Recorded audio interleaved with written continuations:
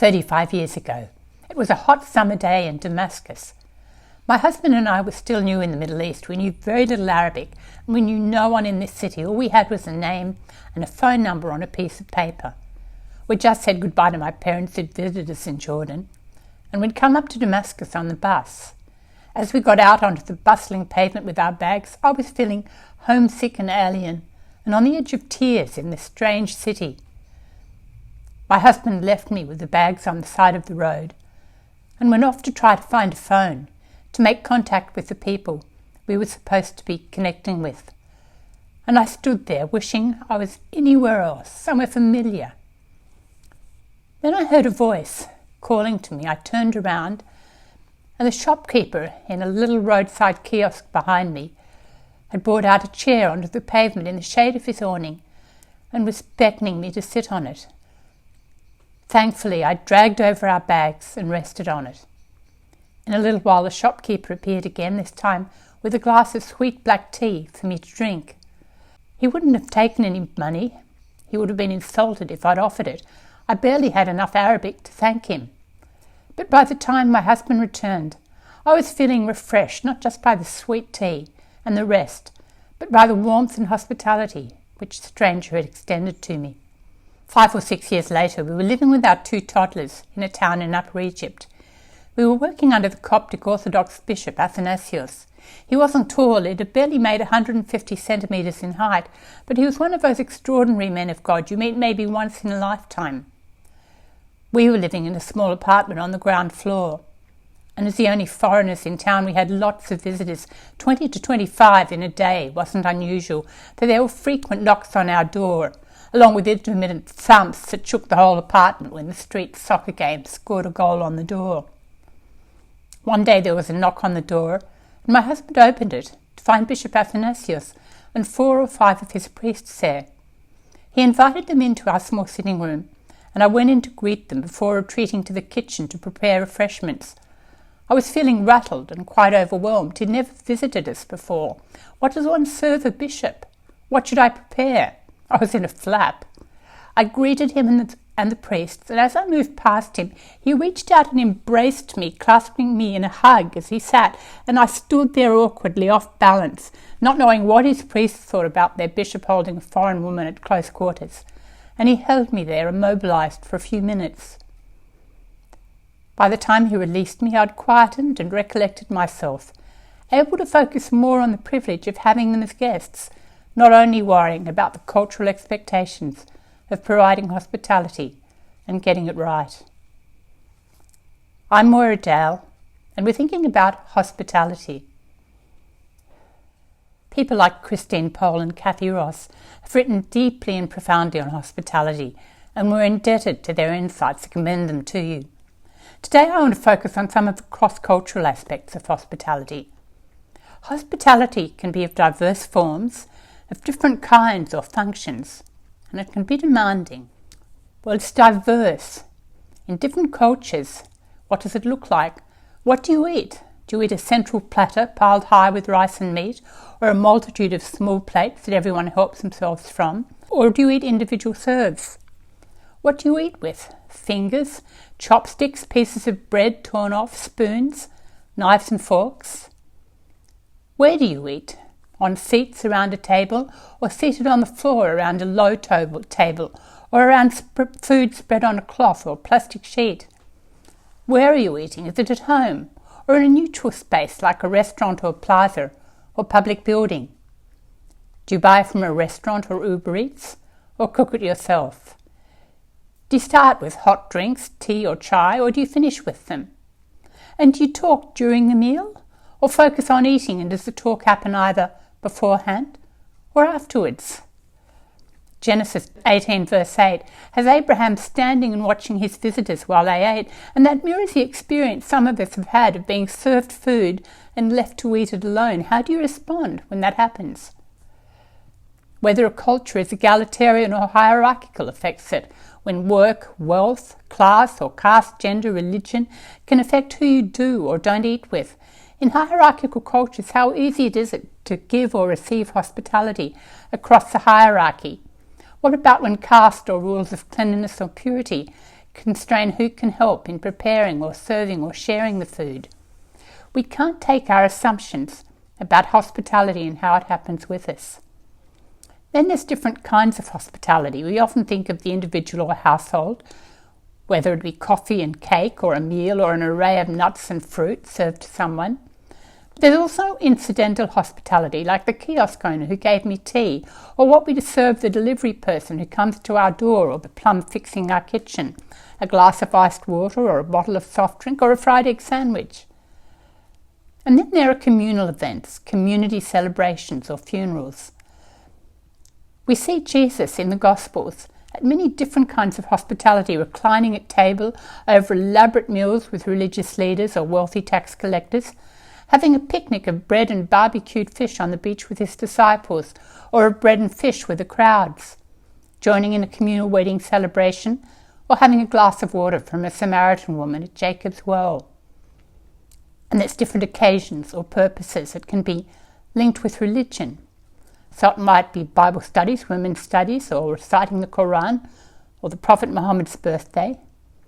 It can be linked with Ramadan, Diwali, Christmas, Easter. They're all times of hosting family and sometimes friends, and also of cross-religious invitations and visits, whether it be friends or officialdom, or economics, financial cooperatives meeting monthly, or work lunches, or rites of passage like birthdays, especially the 18th and the 21st in the West, weddings or funerals.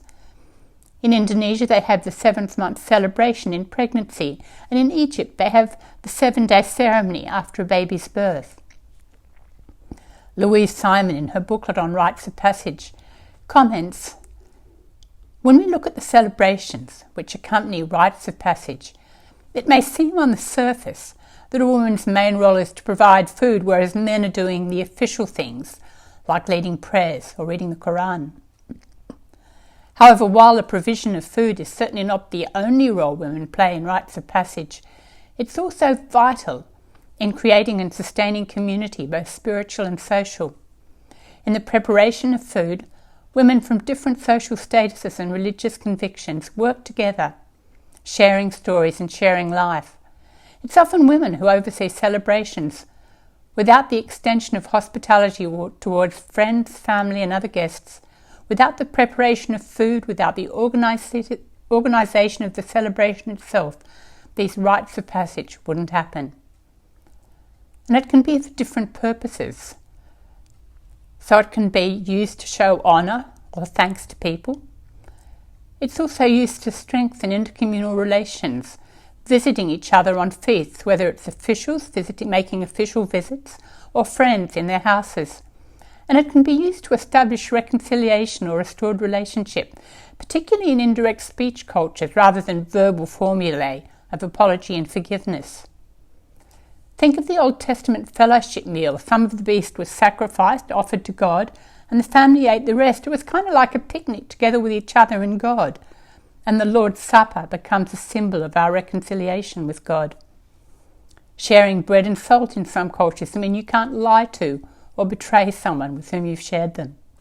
Hospitality can be demanding, especially for women. Standards of cleaning. We're used in the West both to more casual standards and to labour-saving devices, and it can be confronting to encounter women spending 2 to 3 hours a day in cleaning. One colleague realised she had to get the spots, the fly dirt, off her windows in the Near East. She hadn't even seen them there. The amount of food can take days to prepare. Think of Sarah with Abraham's 3 guests, 22 litres of flour, a whole calf. In some parts of the Middle East, if the amount of food left over wasn't more than the guests had consumed, you'd been a stingy hostess. At least the family could live off it for the rest of the week. Working out ways to offer hospitality in local terms, and we also need to work out when we can draw on our own traditions. It's easy for some of us to be intimidated when we receive elaborate hospitality from others. But the other side is knowing when they're offering us food that their family couldn't afford to eat. What's appropriate to offer or to receive in contexts of differing wealth or status? One Middle Eastern researcher declared herself to be a vegetarian, so her hosts wouldn't offer her costly meat meals. It can be demanding and even dangerous for women. In a number of cultural contexts, it can be customary for men to eat first and women and children have what's left over afterwards. Women's experience of domestic hospitality is that of Sarah, a situation in which they work and the men take the credit, says Kathy Ross, quoting Mercy Oduyoya. And we should note the dark side, where women's bodies can be offered as hospitality. This can occur in different cultures. It was part of the exchange where there was misunderstanding and abuse between white settlers and First Nations people in Australia. In the Old Testament we see Sarah twice in the harem of other people, and Rebecca, Lot offering his daughters, and the Levite, his concubine. So why does hospitality matter? It's fundamental in cultures around the world, especially nomadic cultures. Hospitality to the stranger could mean the difference between their life and death. In other cultures, hospitality is someone you offer to someone in your in-group more. What about in the New Testament, the Gospel and Acts and the Epistles? What were the prominent issues and debates about? Many of them were about those you could and couldn't eat with, which included what you could and couldn't eat. It was about table fellowship. Table fellowship, says one author, symbolised those who you found worthy to be of inclusion in your social circle. And the list of those who couldn't be members of congregations was a long one. It included women, Samaritans, Gentiles, individuals with criminal records, anyone who was disabled or sick, tax collectors, those considered sinners. Also those with certain occupations weren't counted as worthy: camel drivers, salesmen, herdsmen, weavers, tailors, barbers, butchers, physicians, business people, and many others. Jesus the Messiah came to break down the wall of hostility between Jews and Gentiles, Ephesians 2. It was a wall that was held in place by circumcision and by food laws. As Christians, in sharing food with people, we live out that reconciliation and inclusiveness of the gospel across social barriers. It's about reconciliation and restored relationship. The fact of eating together is far more important than where or what or how. Bishop Athanasius each Ramadan would invite 100 Muslim officials to a banquet at his bishopric, and he'd also provide a meal for 100 poor people among the Muslim community in the area. He used Ramadan and food to demonstrate Christian love and service to Muslim community. And this Ramadan, my husband joined an Egyptian Anglican priest in Melbourne who was offering Ramadan hospitality to key people in the Muslim, Christian and civil communities to bring communities together. It witnessed to God's hospitality in Jesus. Hospitality fundamentally begins and ends in the heart. Philoxenia is a Greek word for hospitality. It means love of stranger. It's the opposite of xenophobia, our English word, fear of strangers. Hospitality is fundamentally about our attitudes. Before it's about a particular food or place or getting it right, it's summed up in the proverb, an onion between friends is better than the choicest cut of meat between enemies. It's about sharing not just food but also our space and our time, making room for the stranger in our hearts and prayers, not just in our homes. Inaka Adele describes it as sharing what I have, not looking at the clock and thinking about the work on my desk, having a place in my heart and my head and my ongoing prayers as much as a place in my home. It's challenging. We need to allow our timetables and our plans to be disrupted, and as Westerners we can find this really difficult. Jesus had 3 years of ministry on earth and he knew what he wanted to achieve. But when we look at his life and activities in the Gospels, it sometimes appears that much of it was determined by interruptions, responding to people who came to him. Henri Nouwen, in his book Reaching Out, 3 Movements of the Spiritual Life, writes about the moves from hostility to hospitality, from loneliness to solitude, and from illusion to prayer. What was often my prayer, living as an introvert in a tiny flat inundated with visitors, Lord, turn my hostility to hospitality each time when I heard a knock on the door, and each time when I got to the door, God had turned my heart to welcome. Nouwen goes on to write, when hostility is converted into hospitality, then fearful strangers can become guests, revealing to their hosts the promise they're carrying within them, then in fact the distinction between host and guest proves to be artificial and evaporates in the recognition of newfound unity. In the word xenos, or stranger, Kathy Ross has pointed out that it can mean both guest and host. We can honour people by offering them hospitality or by accepting their hospitality to us. A friend had moved into a Muslim area of her western city and was eager to build relationships.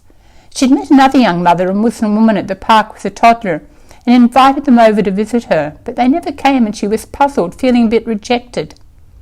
We suggested that she ask if she could visit them and go as a learner, ask if she could learn some ways to cook from her Muslim friends, so she did, and the relationship grew and blossomed from there. Whether in country or working among diaspora, we can honour our hosts as we seek to learn and receive from them. We see this in Jesus on the road to Emmaus in Luke 24, reciprocity and also gospeling. The couple invite Jesus in after he's been inviting them into a deeper understanding of the scriptures, and he breaks bread for them, dual role of guest and host. And also Revelation 3:20, I'm standing at the door knocking. If you hear my voice and open the door, I'll come into you and eat with you, and you with me. It's not just about sharing food. The last few years of work, as we've experienced lockdown with COVID, and for me that's coincided with cancer bringing restricted capacity and interaction, we've learned afresh the importance of physical human presence and touch, being actually present to one another, the gift of care. There's diverse expressions, different kinds and purposes of hospitality, but what is common, whether we're hosts or guests, is that we're invited into the same attitude of philoxenia, of loving the stranger, and in that love we share food, space and time. Hospitality is the space that allows us to be open to one another, to learn from one another, and to invite our friends into God's hospitality in Jesus, Messiah.